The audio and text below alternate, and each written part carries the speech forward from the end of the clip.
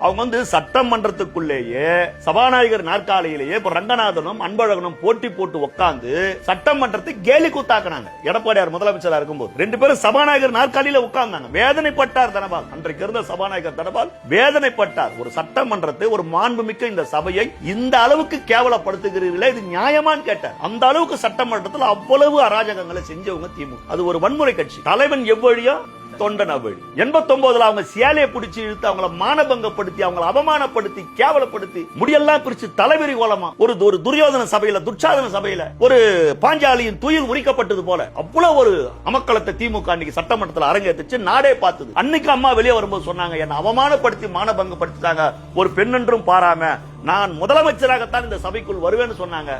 செய்து காட்டு. ஆக திமுக திருந்தாது. வன்முறையும் திமுக என்பது ஒட்டி பிறந்தது. பிரிக்கவே முடியாதது என்னவோ திமுகவும் வன்முறையும். திருந்தவே மாட்டாங்க. திருந்த மாட்டாங்க சார். அவங்க திருந்த மாட்டாங்க. அவங்களுடைய ஜீன், அவங்க டிஎன்ஏ, அவங்க திருந்தவே மாட்டாங்க.